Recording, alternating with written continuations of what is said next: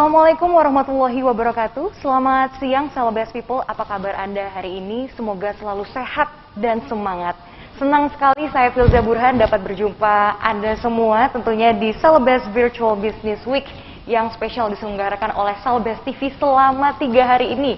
Ini adalah hari kedua di mana pada 3 hari ini kita akan terus menyuguhkan berbagai talk show menarik yang tentunya edukasional dan motivational buat kita semua.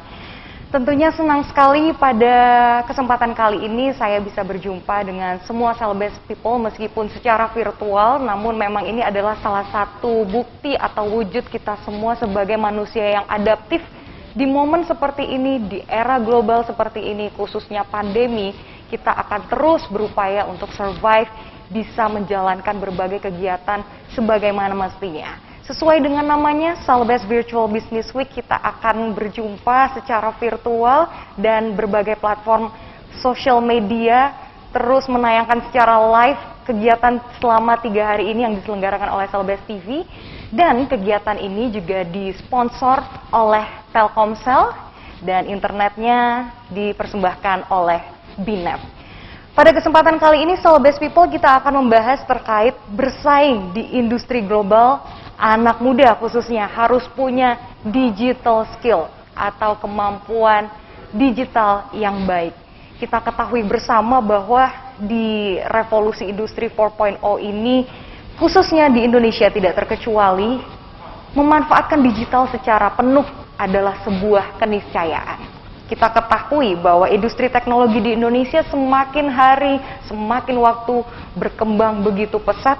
Dan bahkan ada sebuah data yang menyebutkan bahwa pertumbuhan industri ekonomi digital di Indonesia meningkat sangat signifikan, bisa mencapai 40% setiap tahunnya. Dan juga diketahui bersama bahwa Indonesia menjadi salah satu pasar terbesar e-commerce di Asia Tenggara.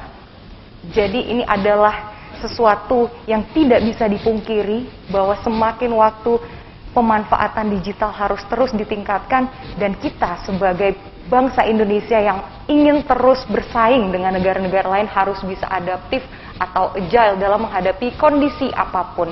Khususnya milenial, dan ada beberapa hal yang menarik untuk kita bahas pada kesempatan kali ini seperti para pelaku usaha atau UMKM yang paling menjadi highlight dari beberapa hal yang bisa menjadi perhatian banyak orang di momen pandemi ini, bagaimana kita bisa tetap survive. Memang sekarang era digital, tapi khususnya pandemi ini banyak sekali tantangan yang perlu dihadapi. Kita akan membahas lebih dalam. Celebes People sudah hadir bersama saya di studio. Di sebelah saya ada Ibu Cantik, ada Manager Digital Lifestyle dan Direct Sales Operation Region Sulawesi, Ibu Magdalena Irawati Ovi yang akrab dipanggil dengan Ibu Ovi. Assalamualaikum, selamat siang Ibu Ovi. Waalaikumsalam. Apa kabar Ibu pada baik, hari ini? Alhamdulillah. Baik, alhamdulillah, luar biasa ya semangatnya ya. Tentunya kita harapkan kita akan terus semangat menjaga spirit ini ya Ibu ya, betul, di momen apapun. Ya, betul. Terima kasih sebelumnya sudah meluangkan waktu untuk hadir di Celebes Virtual Business Week di Celebes TV pada kali ini, Ibu, yang tentunya akan membahas banyak terkait persaingan di industri digital. Khususnya untuk milenial, harus terus bersaing, harus memiliki digital skill yang baik. Ya. Tapi pertama-tama saya ingin bertanya terlebih dahulu kepada Ibu Ovi terkait Telkomsel dulu. Bagaimana peran Telkomsel di tengah revolusi industri 4.0 ini, khususnya di era digital ini, Ibu, dalam membantu bangsa Indonesia agar bisa terus bersaing atau adaptif di kondisi apapun. Dalam hal ini pemanfaatan digital. Ya. Baik, saya sangat excited ya dapat undangan dari Celebes TV, dan Celebes TV juga salah satu partner Telkomsel gitu yang go digital. Betul. Gitu ya. Kayaknya satu jalan lah dengan Telkomsel gitu ya. Kami di Sulawesi, kebetulan saya ada membawahi di Sulawesi, itu juga Makassar khususnya itu menjadi barometer Indonesia Timur ya. Jadi di sini kami sangat concern terhadap industri-industri yang berbasis digital. Nah, berangkat tadi dari pertanyaan Mbak Filza, bagaimana Telkomsel yang menjadi perusahaan kebanggaan Indonesia ya, Di sini Telkomsel mayoritas kepemilikannya masih menjadi milik negeri gitu. Dan di tahun ini kami mencanangkan 5G juga ya, di ulang tahun kami yang ke-26 tahun di bulan Mei yang lalu, sekaligus juga memperkuat Telkomsel sebagai perusahaan digital company gitu. Jadi kalau kita flashback sebentar gitu ya Mbak Filsa, kalau dulu kan kita bicara kartu halo postpaid, prepaid dengan simpatinya, kemudian lahir kartu as gitu ya yang menjawab segmen lebih menengah ke bawah gitu ya, kemudian ada loop dengan segmen anak muda gitu ya. Dulu kita bicaranya itu adalah usia, kemudian harga paket gitu ya, harga produknya. Kemudian kita bicara karakter dari brand tersebut, misalnya brand simpati yang lebih dewasa dibandingkan dengan loop seperti itu. Dan kalau sekarang kita sudah tidak lagi berbicara itu adalah footprint kami di Telkomsel, prestasi kami di masa itu.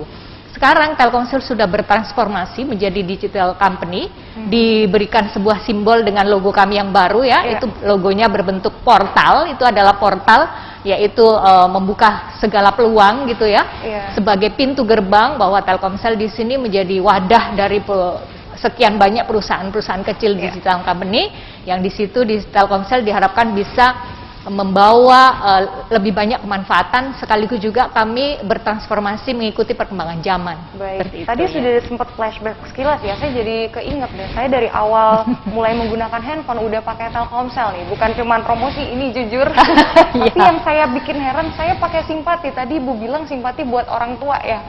Untuk yang lebih dewasa, eksekutif muda lah ya, cocok lah dengan Mbak Firza. Oke, tapi itu adalah salah satu bukti bahwa memang Telkomsel sudah hadir sejak lama ya. Sejak lama. Tadi Ibu bilang dulu lebih ke segmentationnya itu pengguna simpati untuk ini, kalau loop untuk lebih anak-anak muda dan lain-lainnya. Tapi sekarang sudah berubah jadi digital company. Betul. Boleh dijelasin lebih lagi Bu bagaimana cara bekerja Telkomsel sekarang ini sebagai digital company? Oke.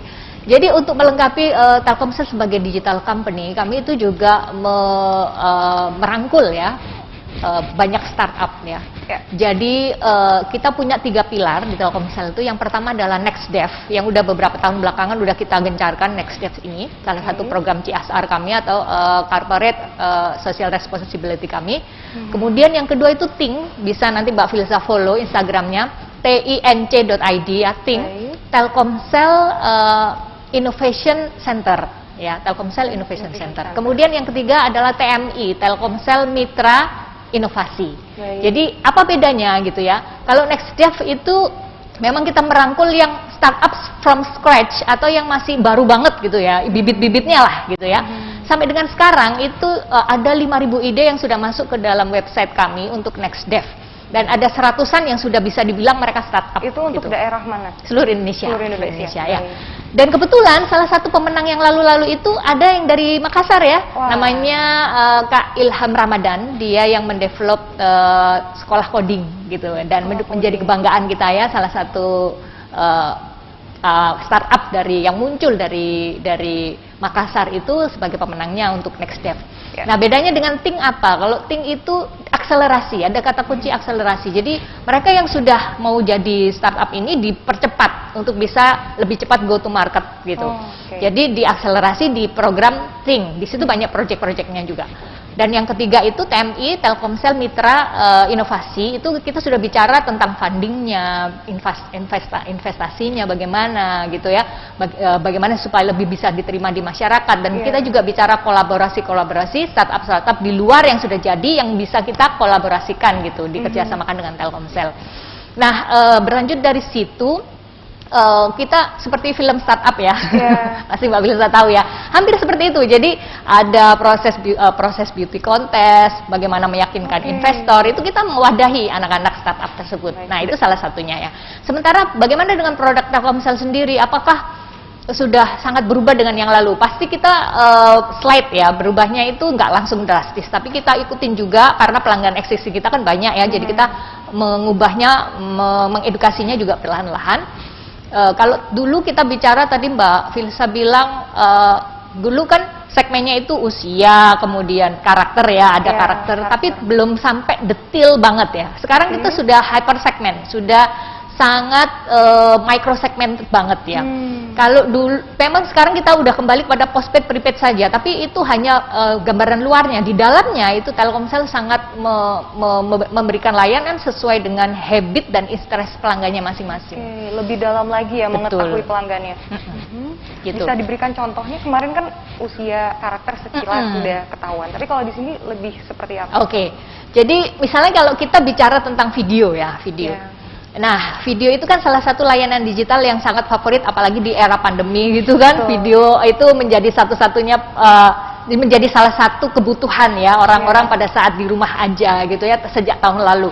Dan video ini memang subsnya atau membernya di seluruh Sulawesi itu paling banyak ya, paling banyak dibandingkan misalnya kita dibandingkan dengan video atau dengan konten layanan yang lain. Walaupun secara revenue-nya itu paling banyak adalah games. Nah, video ini kan macam-macam ya. Kita kerjasama dengan beberapa platform, diantaranya adalah video.com atau appsvideo.com ya. Itu milik Indonesia, milik karya anak Indonesia. Jadi kami kerjasamakan. Kami punya program-program bundling paketnya juga. Terus dengan kalau ingin yang lebih sudah terkenal di kancah internasional, kita dengan Prime Video juga kerjasama. Kemudian dengan Disney Hotstar juga. Dan kebetulan kalau yang video.com itu atau apps video itu sekarang kan lagi momennya Olimpiade ya, sampai dengan tanggal 8 Agustus, jadi itu kita berikan secara free subs-nya. Jadi pelanggan Telkomsel itu kalau biasanya kan kita membayar subs ya, kalau ini kita tinggal membeli paketnya saja, subsnya sudah kita kasih free. Sudah dapat paket gitu ya? Iya betul, gitu. Dan paket-paket lain yang ada di My Telkomsel atau bisa juga melalui outlet atau di UMB 363. Jadi kita bisa pilih mau mana sih yang saya suka. Saya lebih suka film-film khusus Korea misalnya, berarti kita view ya, apps view. Itu juga kita sediakan paketnya khusus view. Terus juga kita misalnya saya dengan anak saya supaya bisa nonton sama-sama nih. Nah, Disney Hotstar kita tawarkan. Nah, di situ ada paketnya juga. Kita juga punya paket yang murah-murah ya, yang harga 20 ribuan itu ada selama 1 bulan. Jadi sebetulnya sangat affordable, dan kalau dibandingkan kita daftar sendiri di apps tersebut, membayar gitu subsnya sebulan kah atau 1 tahun gitu ya, kemudian bayar lagi paket, itu jauh lebih murah ketika melalui Telkomsel sudah dapat bundlingnya.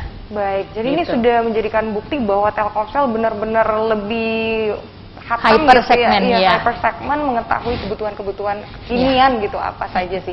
Nah, kalau itu dari Telkomsel, kalau dari kacamata Ibu Ovi sendiri, masyarakat khususnya di Indonesia sendiri sebenarnya kesiapannya dalam memanfaatkan digital secara penuh dan bijak itu bagaimana sih? Literasi digitalnya bagaimana? Nah, ini menarik, Mbak.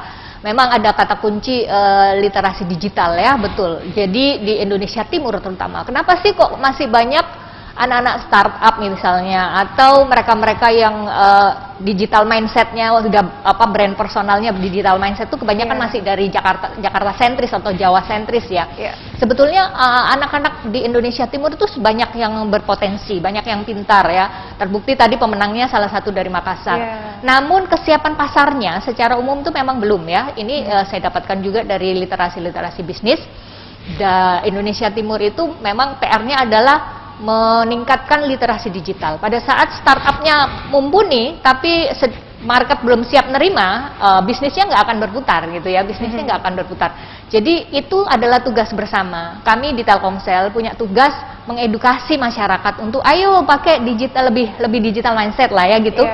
Dan media seperti Celebes TV ini salah satu media juga bagaimana ayo kita meningkatkan digital mindset. Digital mindset seperti apa sih sebetulnya? Itu bukan hanya sekedar soal kita pakai teknologi ya, lancar menggunakan gadget, bukan hanya masalah itu, tapi ada hal lain yaitu people-nya, manusianya itu mau belajar, terbuka gitu ya, fleksibel, dan saling membagikan apa yang dia ketahui.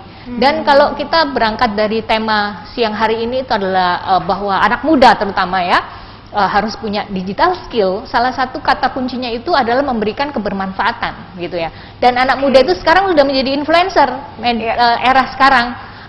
Orang tuanya diajarin sama anaknya, ya kan? Orang tuanya yang diajarin gini caranya mama untuk buka Zoom meeting gitu, untuk buka cloud meeting dan sebagainya. Cara ganti background itu anaknya yang lebih tahu, ibunya yang diajarin. Nah, untuk itulah itu perlu ditularkan. ditularkan supaya literasi digitalnya para generasi di atasnya, milenial yang sudah lebih dahulu ini, seperti saya misalnya, itu lebih melek teknologi dan lebih open ya terhadap terjadinya perubahan. Kayak misalnya saya dengan mertua saya itu sudah 70 tahun ya, tapi sangat open mindset sekali gitu, mau belajar gitu ya. Dia buka literatur, jurnal sekarang sudah tidak difotokopi, tapi dia buka dari internet. Nah, hal-hal seperti itu ya. Artinya ada kata kunci kebermanfaatan yang perlu dibagikan, dan kami di sini sangat mendorong anak-anak muda untuk ayo lakukan itu dan tularkanlah kepada yang lain, baik itu generasi kalian maupun generasi yang di atasnya kalian. Baik, jadi Bu Ovi, ini bisa dikatakan digital mindset itu tidak serta-merta hanya ya kita otomatis tiap hari memang menggunakan gadget sehari-hari dalam melakukan berbagai kegiatan, tapi ada kata kunci kebermanfaatan. Betul. Berarti ketika kita menggunakan teknologi selalu itu bukan berarti kita digital mindset, belum ya. Belum tapi tentu. ketika kita menggunakannya dengan bijak, itu baru dikatakan digital mindset seperti itu. Betul sekali Kakak. Jadi Kakak bisa. Jadi kita perlu mengedepankan kata-kata kebermanfaatan ini gitu ya dalam segala aktivitas digital kita. Apalagi di Telkomsel juga kami kampanye internet baik ya. Kami juga berjualan ya. Kami juga berusaha untuk menggerakkan bisnis supaya lebih terpacu. Tapi tetap dalam koridor-koridor internet baik gitu. Kita membuka laman juga website yang positif. Terus kita mengedukasi bagaimana bikin konten yang memang itu menarik, walaupun itu harus mengedepankan sisi entertainmentnya juga ya. Jadi edukasi dan entertainment itu saling bergandengan tangan. Baik. Edukasi yang diberikan Telkomsel itu contohnya bisa diberikan melalui apa saja, Bu Ovi? Oke, sip. Jadi kita ingat pada saat masuk di pandemi itu kita ada Menteri Pendidikan memberikan program MBJJ, Merdeka Belajar Jarak Jauh ya. Nah, dari situlah Telkomsel semakin menunjukkan bahwa kami bertransformasi, sanggup menggerakkan bisnis ini walaupun di era pandemi, dengan kita mulai cara bekerjanya pun juga sangat virtual ya. Dan itu Merdeka Belajar Jarak Jauh itu adalah proyek yang sangat keren lah ya menurut kami ya. Proyek yang sangat menguji kami semuanya, masyarakat, untuk ayo kita adaptasi terhadap kondisi pandemi ini. Bayangkan saja itu negara sudah memberikan secara gratis kuota, dan kami itu mengajari sampai door to door, mengajari ke pelanggan. Ibu-ibu guru yang dulunya nggak pernah terbiasa dengan handphone gitu ya, apalagi meeting virtual, itu kami ajarin. Diajarin cara aktivasinya, buka paketnya kayak apa, kalau melalui handphone bagaimana, melalui laptop seperti apa. Nah, itu kita door to door, karena tim kami, walaupun kami bekerja sebagian besar adalah work from home, tapi ada tim-tim lapangan ya, yang masih setengah di lapangan lah. Itu nelpon, kami juga melakukan outbound call, satu persatu pelanggan itu kita telepon, kita pastikan bahwa mereka memakai kuotanya. Gitu. Dan itu tadi kembali kepada literasi digital, bahwa masih ada sebagian masyarakat kita itu yang perlu diajarin ya. Memang di satu sisi generasi milenial yang sangat dia kencang jalannya ya, sudah sangat open banget lah dengan digital, sudah lebih pinter lah, jauh daripada justru kami yang mendevelop. Bisa jadi usernya lebih pintar, pelanggannya lebih pintar. Tapi ada juga pelanggan-pelanggan yang perlu kita angkat gitu ya. Contohnya mungkin di daerah-daerah pelosok yang masih belum tersentuh dengan fasilitas betul Mbak internet Filsa. yang memadai. Misalnya kayak gini, di Telkomsel masih ada pelanggan yang dia menggunakan handphone yang masih candy bar itu ya, yang masih lama-lama itu. Nah, seperti itu. Ada juga pelanggan yang masih belum mengganti USIM-nya ke 4G. Padahal kita sudah mau 5G nih, sudah launching 5G ya. Dan itu jumlahnya cukup banyak, Bu Ovi. Jumlahnya cukup banyak, jadi yang belum bermigrasi ke 4G itu masih banyak. Bahkan tadi kan Ibu Ovi bilang kita ini semakin menggadang-gadangkan 5G ke depannya. Iya, betul. Telkomsel. Tapi lantas masih banyak yang bahkan belum pindah ke 4G, ini bagaimana menyikapinya? Nah, itulah, jadi kami melakukan pendekatan udara dan darat ya. Jadi di Telkomsel itu kami seperti tadi, itu adalah bukan sekedar menjual, atau kita nggak hanya berpikir bisnis ini harus berjalan dengan smooth. Itu tantangannya banyak di belakang. Salah satunya itu kami mengajari satu persatu, menelpon satu persatu. Kita lihat data ya, mana pelanggan yang sebetulnya handphonenya sudah 4G tapi dia nggak mau ganti USIM, itu dia cara ngomongnya gimana, cara menjelaskannya gimana. Ada juga yang masih handphonenya masih jadul ya, kita juga nggak bisa memaksa mereka untuk membeli handphone baru.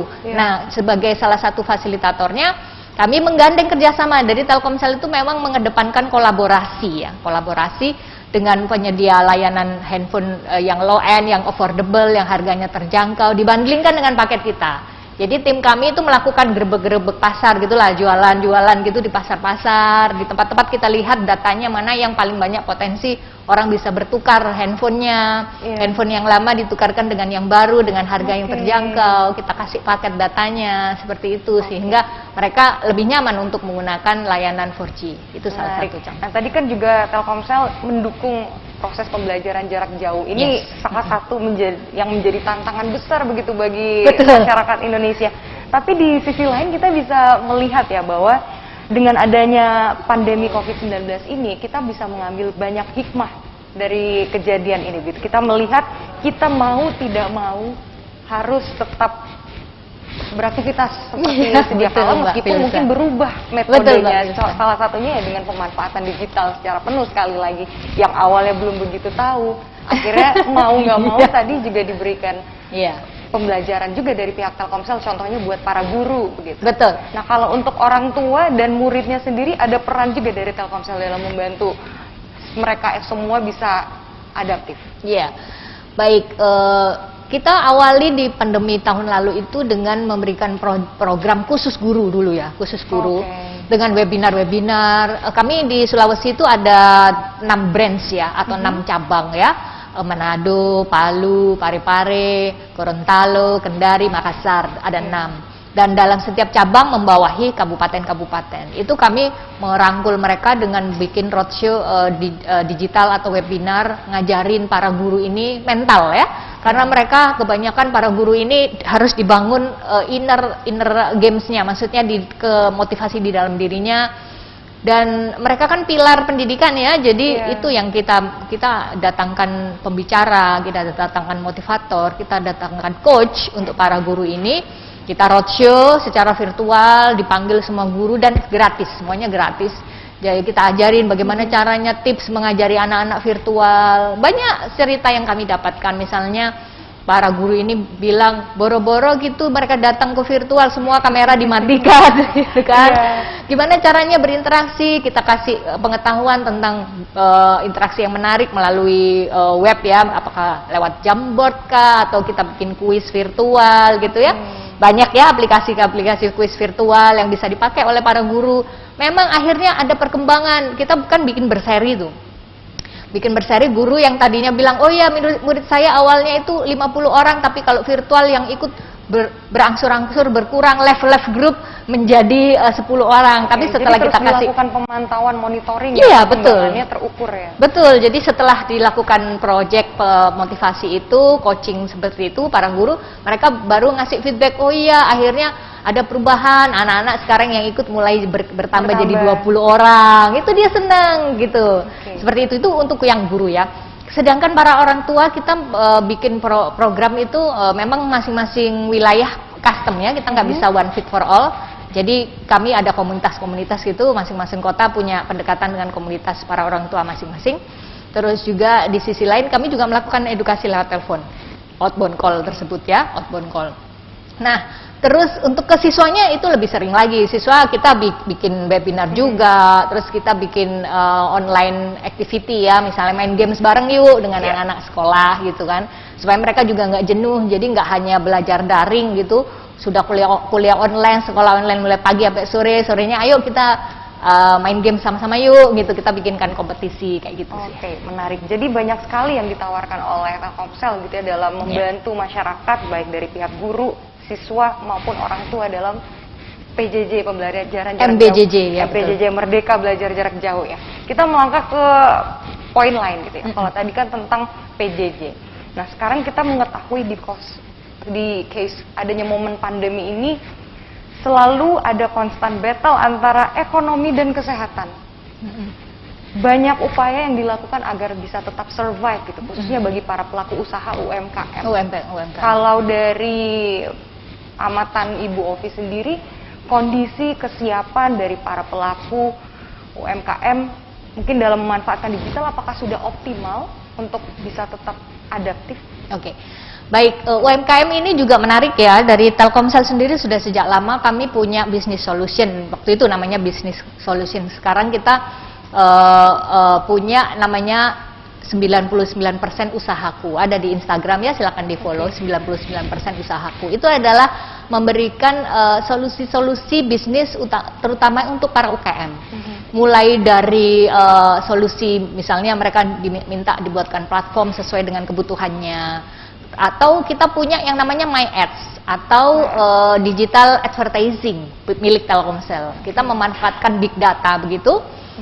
Kita menganalisa mana masyarakat atau pelanggan yang punya interest tertentu yang cocok dengan UMKM tersebut. Jadi sudah ada webnya ya.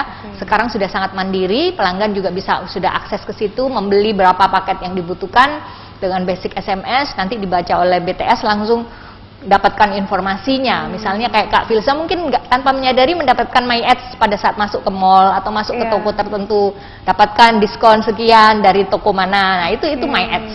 Dan menariknya di My Ads ini pada saat pandemi itu belanja iklan UMKM itu meningkat sampai 40% ya sejak tahun lalu 2020. Dan itu menjadi contoh bahwa di sini Telkomsel memberikan salah satu servis gitu ya untuk UMKM, bagaimana mereka bisa memanfaatkan layanan-layanan yang kita punya gitu. Nah, di sisi lain Telkomsel juga lakukan kolaborasi seperti tadi yang saya bilang. Sebetulnya kalau kita bicara bisnis itu pakai sosmed pun sudah bisa dipakai ya. Dan Telkomsel di sini ngasih ragam pilihan yang sangat banyak untuk sesuai kebutuhannya. Misalnya paket ketengan, dia biasa jualan lewat Facebook. Oke, ada paket ketengan khusus Facebook. Saja. Ada yang lebih nyaman dia jualan dengan Instagram karena followernya di Instagramnya dia lebih banyak. Terus dia lebih nyaman dengan TikTok misalnya ya. Itu kita punya paket khusus TikTok. Jadi yang dia beli itu sesuai sama kebutuhannya dia. Misalnya dia jual untuk konten, untuk apa namanya? Dia jual, dia pakai paket datanya itu untuk bikin konten-konten gitu untuk jualannya dia. Itu sangat kami dukung dengan paket regulernya kami yang memang sudah banyak pilihannya. Ya, tapi kalau Ibu lihat gitu dari sisi masyarakat sendiri khususnya pelaku UMKM, apakah memang mereka semuanya siap secara full utuh? Mereka sudah digital atau belum gitu ya? Memang ini berlahan, apalagi di Indonesia Timur itu challenging banget. Untuk itulah teman-teman tim kami yang di 99% usahaku itu mereka sangat sama dengan tim saya di Digital Lifestyle ya. Mereka ini juga melakukan roadshow ini ya, walaupun virtual itu melakukan roadshow yang sangat telaten gitulah istilahnya ya.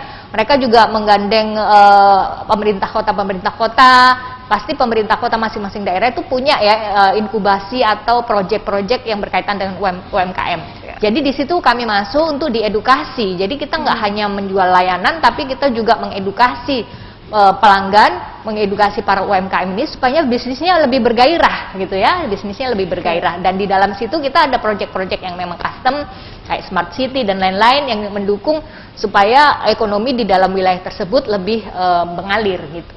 Oke, jadi ini kan memang mau tidak mau di kondisi seperti ini digital benar-benar harus digunakan, semuanya harus menjadi tech savvy atau digital mindset secara full gitu ya.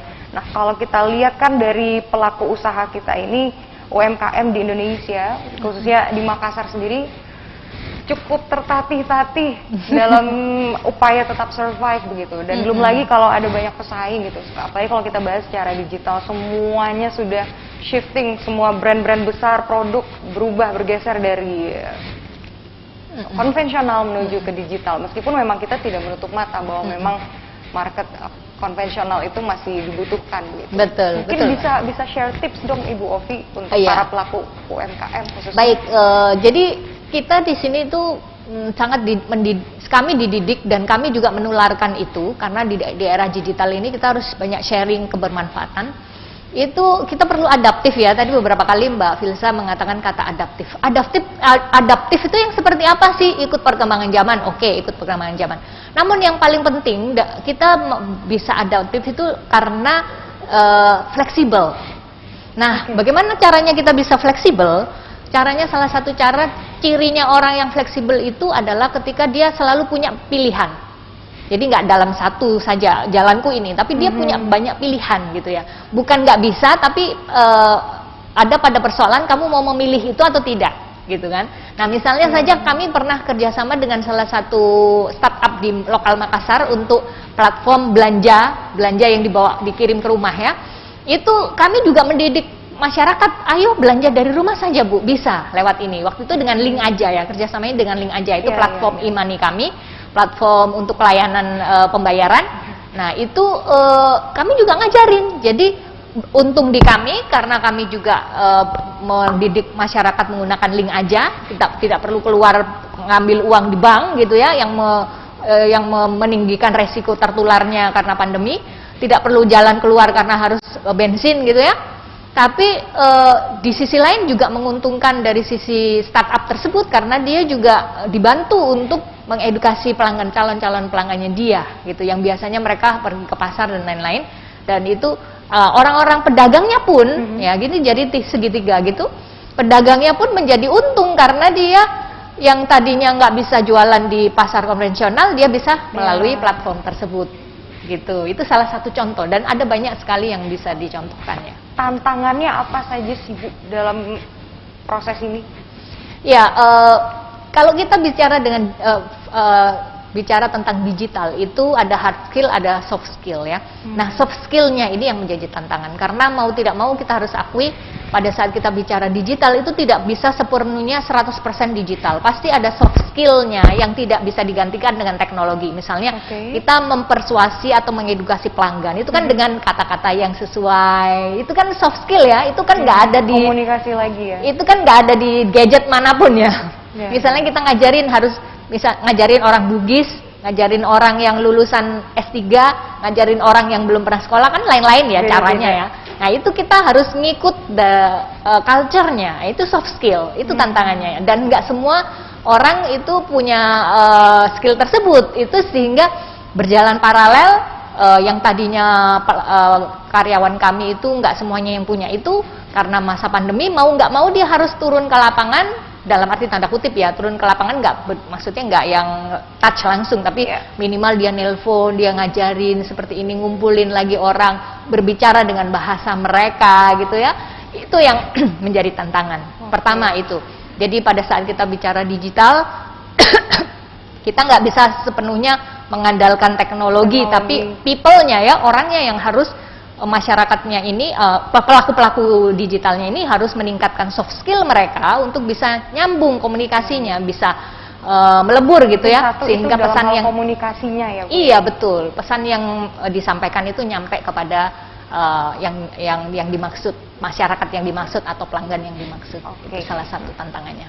Nah kan kesempatan kali ini kita berupaya agar bisa menjadi eye opener ya, bahwa pentingnya digital skill di zaman sekarang khususnya milenial gitu. Saya pribadi gitu kalau ngelihat anak-anak muda zaman sekarang kalau buka sosmed, dan saya juga pernah baca ada survei yang mengatakan bahwa lebih banyak anak muda itu khususnya di Indonesia yang tertarik membuka hal-hal yang berbau negatif gitu, konten-konten yang negatif, berita-berita negatif, gosip lah apalah gitu, dibanding membuka hal-hal yang dapat mengedukasi.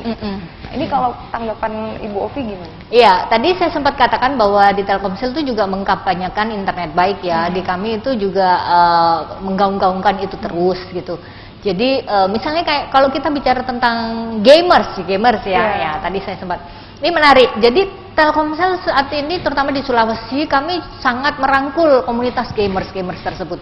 Dan secara legal pun di pemerintah Indonesia pun sudah menganggap bahwa games itu termasuk salah satu e-sport ya. Yang artinya diwadahi oleh pemerintah juga untuk ayo main games dengan cara yang sehat juga. Berinternet yang sehat juga, dia kan internetan juga, berinternet yang sehat juga. Kan ada yang mengatakan image-nya anak-anak gamers itu kalau main nggak kenal waktu gitu. Justru kita wadahi mereka dengan kita buatkan event-event games gitu, lomba-lomba, kompetisi, supaya mereka lebih terarah, lebih ada wadahnya, dan persaingannya juga kita buat sesehat mungkin. Terus perasaan kemenangan itu yang penting ya, kita tanamkan kepada anak-anak muda ini, mereka menang nih gitu, dan namanya muncul di sosial media, kita bantu angkat mereka, sehingga sesuatu yang dikhawatirkan oleh orang tua ini justru kita menunjukkan bahwa ada sisi positifnya juga dari situ gitu. Dengan bermain games mereka juga e-sport ya, itu juga ada mental kompetisi yang muncul, kompetisi secara sehat, kemudian juga dia menjadi belajar public speaking juga, karena pada saat mereka menang kan kita pasti akan munculkan dia di panggung, wawancara dan lain-lain seperti itu. Oke, itu dari games ya. Kalau tadi juga sempat disinggung ada budaya nonton drakor segala macam sekarang gitu. Tapi apakah mungkin ada catatan gitu dari Ibu Ovi, dari pihak Telkomsel, bahwa memang anak muda itu lebih mencari entertainment terus gitu di sosial media ketimbang mencari hal-hal yang bisa mengedukasi? Oke, menjadi sesuatu yang sangat natural ya, apalagi di era pandemi itu faktor psikologis itu sangat pengaruh ya. Artinya kan kita tidak bisa terus misalnya nih, saya pernah diskusi dengan salah satu universitas di Makassar ya, beliau bilang, Mbak tolong kalau bikin acara jangan ada kata webinarnya ya, walaupun itu sebenarnya webinar gitu. Soalnya mahasiswa aku udah jenuh banget, dan itu tidak bisa kita paksakan ya, tidak bisa kita paksakan. Jadi kita ikut pasar seperti apa. Nah, kembali lagi kepada itu, misalnya soal drama-drama yang anak-anak nonton dan sebagainya, makanya itu kita mengkampanyekan bukalah dari aplikasi-aplikasi yang legal. Kan ada juga web-web yang film yang non legal yang ilegal ya. Yang iklannya macam-macam bisa masuk, itu kan bahaya ya kalau misalnya nggak sengaja diklik oleh yang usianya di bawah usia remaja, itu kan berbahaya. Karena itu kami mengkampanyekan menontonlah film dari platform yang memang resmi, yang legal, yang udah kerjasama dengan kita, yang sudah kita uji lah ya, sudah melalui tahapan bahwa kita layak untuk bekerja sama dengan platform-platform tersebut, misalnya kayak video.com atau platform video yang sekarang menayangkan Olimpiade. Nah, dan juga View, nggak masalah View karena sudah lolos sensor lah gitu ya, sudah menjalani uji kelayakan bahwa dia layak untuk kita kerjasamakan. Disney juga film-filmnya sangat edukatif di dalam situ ya. Dan Disney ini bukan hanya film anak-anak, tapi dia juga film-film yang bisa ditonton bersama keluarga. Misalnya ibunya pengen nonton sama suaminya, suami istri nonton bareng Disney gitu, memungkinkan gitu. Jadi pilihlah memang platform yang memang sudah resmi untuk nonton. Oke.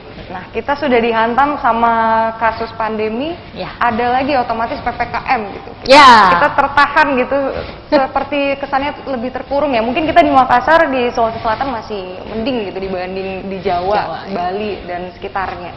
Ada mungkin terobosan dari Telkomsel, Bu Ovi, untuk menyikapi kondisi PPKM ini yang berlevel-level. Judulnya udah banyak, submenunya banyak sekali. Dan memang kami langsung melihat kondisi itu, akhirnya kami punya layanan PPKM ya, bisa diakses di bintang 363, bintang 911 pagar. Silahkan dipilih di situ, bisa donasi, membantu para nakes-nakes ya, membantu mereka masyarakat Indonesia yang masih kesulitan untuk tabung oksigen dan lain, kita ada donasinya di situ ya. Kemudian ada paket nonton, UMG nonton. Karena kita di rumah benar-benar ekstrim ya, susah untuk keluar, nggak bisa lintas kota dan lain-lain, ada paket nontonnya. Dan macam-macam bisa dipilih di situ, silakan diakses di bintang 363, bintang 911 pagar untuk prepaid. Kalau kita membahas terkait digital ya, memang tidak dipungkiri semua profesi apapun pekerjaannya, segala usia sekarang memang mau nggak mau, kalau mau tetap hidup harus bisa benar-benar melek digital. Kalau dari pandangan Ibu Ovi sendiri, adakah mungkin kita bisa bahas lebih detail dulu deh beberapa profesi yang sebenarnya ini udah mutlak memang harus bisa bekerja secara terus-menerus ke depan kalau bisa memanfaatkan digital secara penuh? Jadi kalau kita bicara digital marketing, pasti itu menjadi favorit position ya saat ini gitu, membuat konten, copywriting dan lain-lain. Dan itu bisa dipelajari oleh siapapun. Bahkan kami juga punya hubungan dekat lah dengan komunitas para ibu ya di Makassar.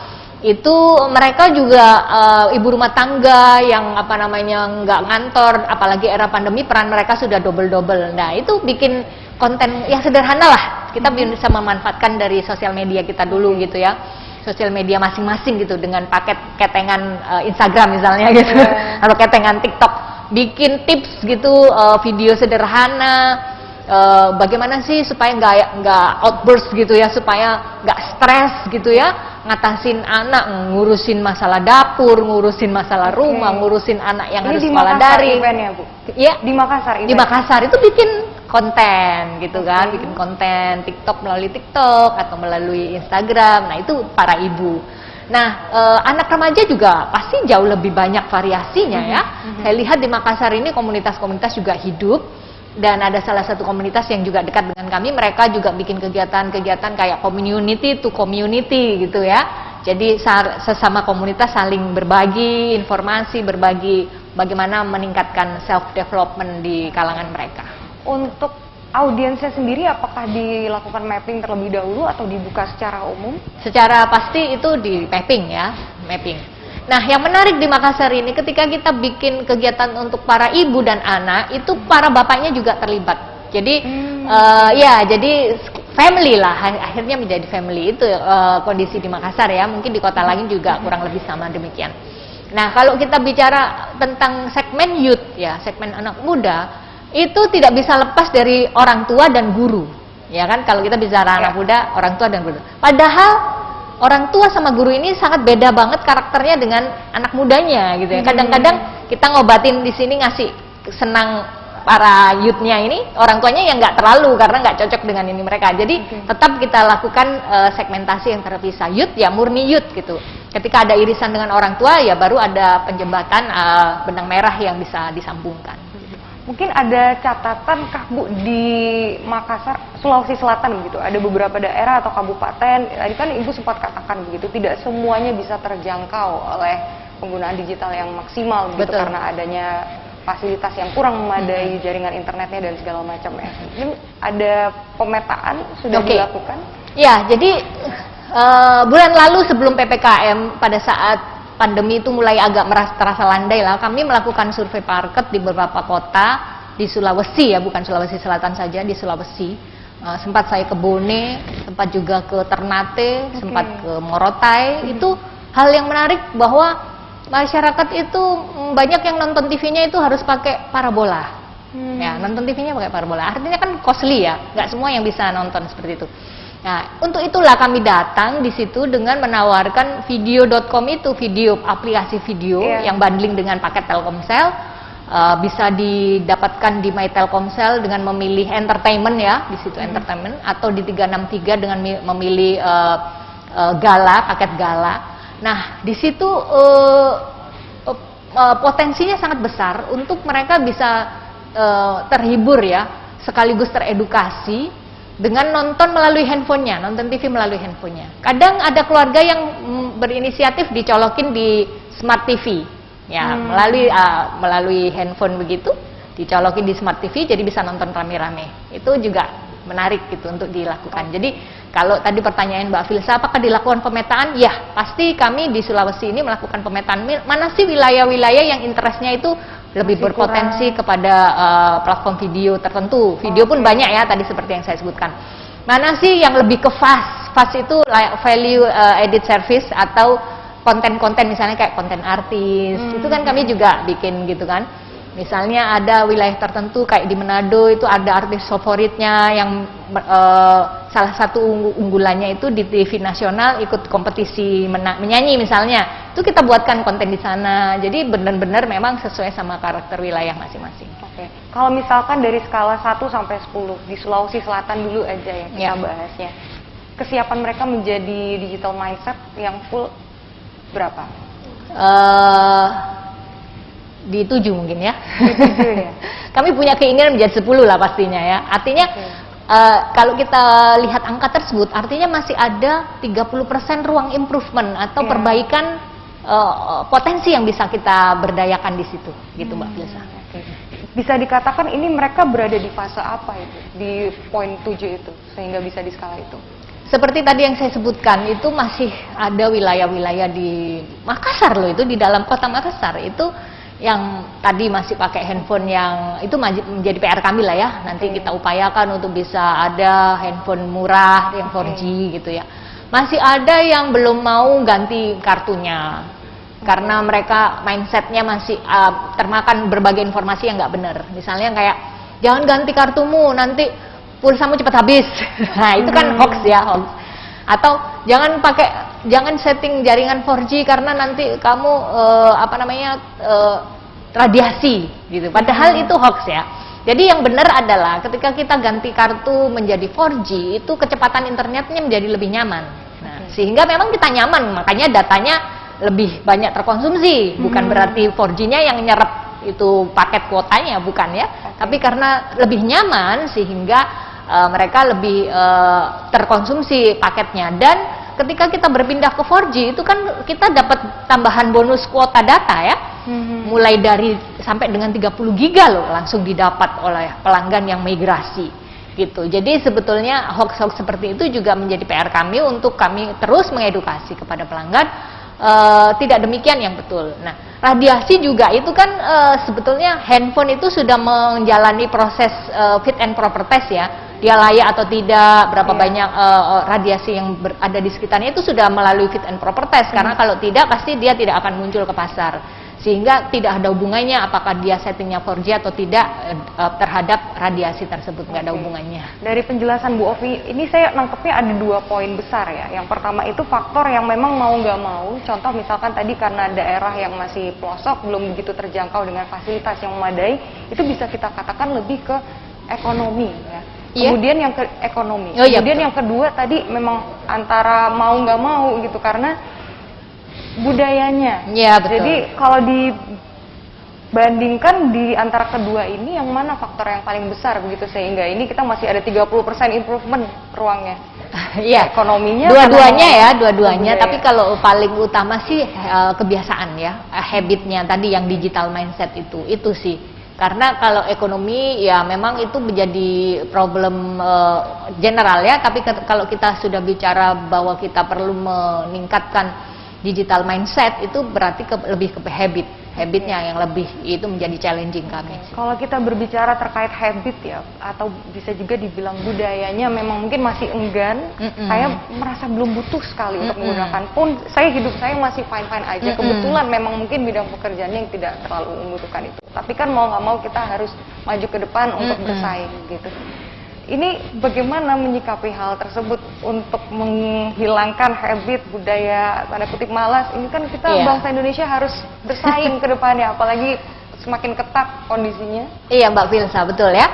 Jadi tadi saya sempat singgung di awal ya bahwa di Telkomsel itu tim kami itu ada sampai ke pelosok kabupaten ya. Kami kan juga bermitra ya. Mitra kami itu ada sampai ke pelosok kabupaten dan memang mereka rutin memberikan insight-insight bagaimana kondisi yang terjadi di masing-masing wilayah marketnya. Sehingga kami juga tahu bahwa apa yang harus dilakukan berikutnya begitu ya. Nah, seperti yang saya katakan, ketika kita bicara digital mindset itu tidak bisa murni dikatakan 100% benar-benar digital teknologi gitu, tapi harus ada soft skill. Itu pun bagian dari digital mindset sebetulnya. Soft skill, bagaimana mereka ngikut dari budaya tersebut. Jadi ada adaptasi, ada standarisasi. Kita punya standarisasi bahwa pelanggan harus bisa nih layanan ini, itu standar ya. Tapi harus adaptif juga. Di sana seperti apa sih karakter orangnya gitu. Bagaimana cara ngajarinnya gitu kan? Pakai bahasa mereka, budayanya seperti apa, masuknya lewat mana, siapa influencer di sana, itu kita harus tahu gitu. Jadi seperti itu sih Mbak. Kalau dari pandangan Ibu Ovi terkait karakteristik dari masyarakat di Indonesia begitu ya, khususnya milenial anak muda, itu kesiapannya untuk menjadi generasi tech savvy atau memiliki digital skill yang baik ke depannya bagaimana? Jadi pernah ada sebuah diskusi di internal kami ya dengan salah satu dia startup juga, salah satu lead bank lah, dia punya lead bank begitu, bahwa memang Indonesia Timur itu terutama kalau kita bicara Indonesia Timur, Sulawesi menjadi salah satu pilarnya ya. Itu potensinya sangat besar, banyak sekali bibit-bibit anak-anak muda yang berbakat di sini. Nah, untuk itulah kami silakan nanti Mbak Filsa tunggu saja ya, bulan Agustus akan dibuka kembali Next Dev ya. Next Dev ini seperti tadi yang saya sampaikan, Next Dev ini sebuah project dari Telkomsel, CSR kami, Corporate Social Responsibility kamu, untuk mencari bibit-bibit unggul yang mereka punya ide ya, idea creation itu dari sisi startup ya, yang benar-benar from scratch dari nol gitu. Dan tadi pagi baru selesai meetingnya itu, nanti di Indonesia Timur juga akan dilakukan roadshow gitu ya. Jadi itu salah satu upaya kami. Nah, dari Next Dev kemudian bergeser ke Ting ya. Tadi saya ulang lagi supaya masyarakat tahu bahwa Telkomsel punya 3 pilar untuk digital company tersebut. Yang kedua itu Ting adalah Telkomsel Innovation Center. Ada Instagramnya, silakan di follow. Itu mereka yang hampir jadi ini, yang sudah aroma startup lah ya, itu diakselerasi, dipercepat gitu, supaya ayo di mereka dibina gitu ya, ada project scoutingnya juga atau pembinaan itu supaya mereka lebih ready go to marketnya gitu ya, lewat Ting. Kemudian kami punya TMI juga, Telkomsel Mitra Inovasi, itu dari sisi fundingnya, kolaps dengan tempat-tempat yang lain, kolaps dengan startup yang sudah jadi, yang sudah di luar. Terus juga bikin-bikin project-project dengan bundling-bundling dan mereka kerjasama paket itu lewat TMI-nya. Gitu. Oke, ini menarik sih, kurang lebih tadi program-programnya ini membantu memberikan wadah buat para anak muda ya. Yes, ada syarat usia mungkin? Ya, tadi disampaikan syaratnya itu adalah mereka yang mulai dari lulus SMA pertama kuliah dan yang baru-baru awal kerja. Range-nya lah sekitar segitu ya, 20 sampai 30 tahun. 20 sampai 30 tahun. Ya. Jadi nanti akan dilakukan juga pembinaan. Ya, sampai kapan pembinaannya dilakukan? Ya, jadi ada timeline-nya. Memang project Next Dev sendiri, Next Dev-nya ya, itu perkiraan Agustus sampai Oktober planningnya kami, semoga tidak berubah. Dan memang kami masih dalam taraf pembicaraan sampai finalnya itu kapan, nanti kami akan kasih tahu ke media-media untuk rilisnya. Setelah itu yang Next Dev ya. Kalau Ting itu setiap hari, setiap saat ada ya. Jadi kami memang punya di internal pun ada juga startup yang munculnya dari internal Telkomsel. Ya, ada startup yang munculnya dari internal Telkomsel. Kami kalau di luar itu kan programnya Next Dev. Kalau di dalam itu kita punya program Innoction. Dan sudah ada 2 yang muncul, startup yang sudah go to market. Yang pertama itu Vita, layanan untuk kesehatan ya. Yang kedua Kunci, ya itu layanan juga untuk yang anak-anak muda juga yang membuat. Nah, ini Telkomsel keren banget ya dengan mengadakan event seperti ini juga automatically mengukur gitu antusiasme dari anak muda yang ingin berusaha melalui digital di Indonesia. Itu antusiasmenya cukup tinggi kah kalau dilihat dari tahun sebelumnya, apakah memang meningkat? Iya, sebelumnya itu 2000-an ya. Kalau yang tahun ini tuh sudah 5.000 ide yang masuk ke kami ya. Dan memang kalau kita bicara startup itu tidak sekedar masalah quantity berapa banyak startup yang kita bina ya, tapi nilai kebermanfaatan balik lagi ke situ, mana yang memang lebih bisa kita bangun gitu. Banyak sekali Mbak startupnya. Kita kerjasama juga dengan Tani Hub di situ, para petani ya. Yang butuh untuk pemberian dana dan sebagainya itu ada. Kita punya kerjasama. Ini kesempatan besar buat anak-anak muda khususnya di Makassar, Sulawesi Selatan. Ayo bakat-bakatnya, potensi-potensinya. Yuk ikut Next Dev. Next Dev ya, bulan Agustus sampai Desember nanti. Sampai Oktober ya. Luar biasa. Ya, perkiraan ya, tapi nanti bisa kita kasih tahu lah ke media-media termasuk Celebes TV resminya. Oke, mungkin untuk mengupdate informasinya bisa di mana, Ibu? Iya, bisa di follow akun Telkomsel @telkomsel ya. Kalau Ting tadi ada Instagramnya tinc.id. Oke, nggak berasa ya kita bahas-bahas terkait semangat digital khususnya buat anak muda. Udah hampir sejam kita sudah hampir di penghujung acara ini. Boleh dong Ibu Ovi memberikan pesan-pesan gitu, semangat. Kenapa sih kita anak muda harus benar-benar melek digital? Oke. Baik, untuk para millennials ya yang nonton Celebes TV dimanapun berada, terutama di wilayah Sulawesi Selatan, kita sebagai anak muda atau saya yang di sini sebagai pembinanya anak-anak muda lah ya kalau di Sulawesi, itu milikilah digital mindset gitu ya. Bagaimana itu digital mindset? Sebagai tadi wrap up atau summary-nya ya. Digital mindset itu artinya mereka yang memberikan kebermanfaatan ya, bukan hanya memanfaatkan teknologi, tahu bagaimana cara kerja gadget, device dan lain-lain itu, tetapi bagaimana kita memanfaatkan teknologi tersebut untuk sesuatu yang lebih bermanfaat. Dan kalau sudah bermanfaat itu bagilah kepada orang lain gitu ya.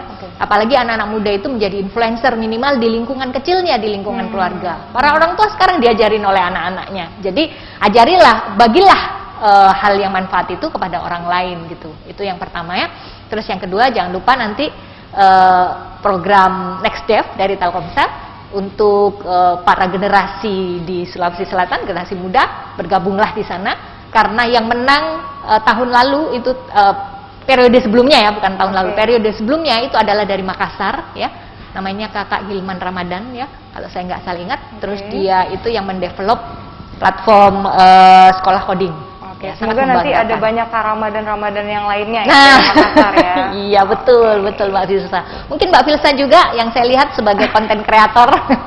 Insya Allah ini sangat menarik sih. Siapa yang nggak mau gitu ketika kita punya potensi kemudian didukung dan dibina untuk bangsa kita sendiri, kemajuan negara kita sendiri. Terima kasih banyak Ibu Magdalena Irawati Ovi selaku Manager Digital Lifestyle dan Direct Sales Operation Region Sulawesi Telkomsel sudah berbagi banyak sekali pada kita. Terima kasih banyak Pak Filsa. Siang hari ini semoga bisa menambah banyak manfaat untuk kita semua. Jadi kita bisa menangkap ya bahwa memang menggunakan digital, memanfaatkan digital itu sudah sebuah keniscayaan untuk memajukan diri kita dan juga negara kita sendiri. Gitu. Kalau kita tidak bisa menggunakannya dengan baik. Jadi ini yang perlu kita catat juga tadi. Jadi dengan kita cerdas menggunakan digital itu belum menandakan kita, belum melabeli diri kita sebagai orang yang memiliki digital mindset. Tapi ketika kita bisa bijak menggunakan digital, itu baru generasi yang memiliki digital mindset yang baik. Jadi kita semua harus buka mata, memanfaatkan semua yang ada, khususnya dalam hal ini digital. Kalau bukan kita, siapa lagi?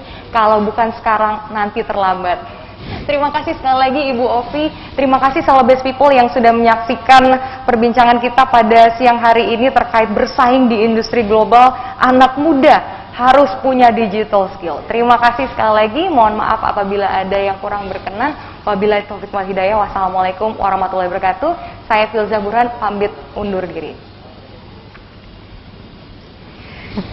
Makasih banyak.